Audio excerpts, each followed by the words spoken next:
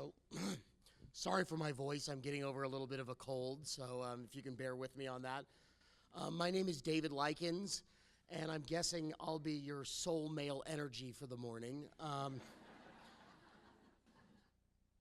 A number of years back, my daughter's mother, Shay, and my ex-wife had a flare-up of her chronic back injury that she had had since she was a child. The doctor prescribed her pain medication for the back problems, and she proceeded to start taking Vicodin on a daily basis to cope with the pain.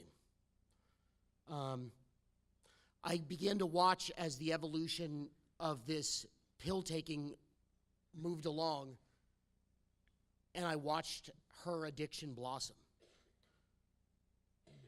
Before very long, she was running out of her medication quickly. She was going back to the doctor on a regular basis. Eventually, she started doctor shopping.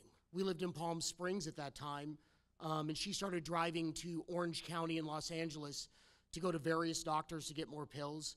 At times, when that wore thin, she would go find a dentist or somebody else that would give her a prescription.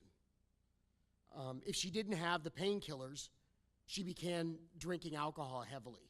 And after our newborn daughter, Lily, would go to sleep, she would start drinking until she drank enough to pass out in the bed. As it worsened, it started affecting all areas of her life. You see, Shay was a therapist, and an exceptional therapist at that.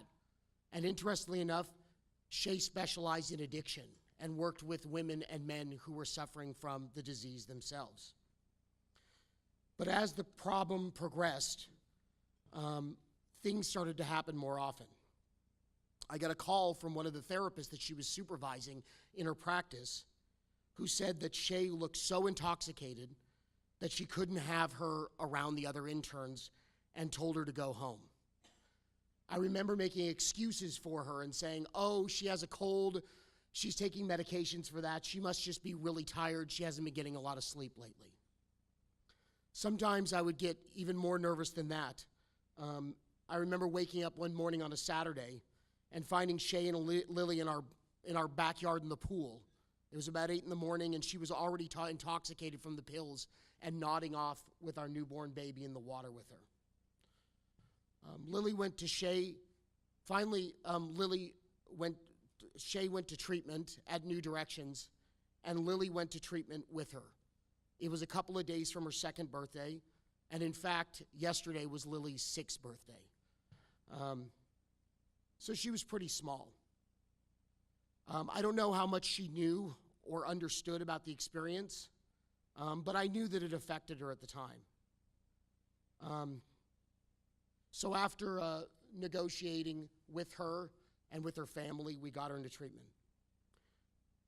One of the concerns myself, because what I also haven't told you was at the time I had 18 years of sobriety. I got sober in my early 20s myself. Was that I never wanted to see my children have to see me intoxicated.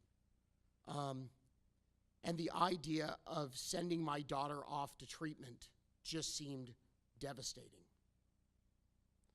So I was faced with the decision: do you let your child go to rehab with her mom, or do you keep her at home with you? I remember Becky Flood, New Direction CEO at the time, and a long friend of many years, told me, a 2-year-old baby needs to be with her mom. And I could come and visit her anytime and take her on outings and spend as much time with her as I needed. This was the hardest decision that I ever made, having her go to treatment with her mother. I had no desire to have my baby in this place, but I trusted in the process and I let her go. I've been in the field of addiction treatment most of my adult life and was a CEO of an addiction treatment at the time. But when stuff hits you, everything you know flies out the window. Luckily, I didn't try to take control, but trusted in the highly skilled and loving staff of New Direction. It was the right decision to make. Not only did I get to see Shay grow and change, but I got to see Lily start to change and flourish as well. I'd visit the campus, and Lily would be so happy, joyous, and engaged.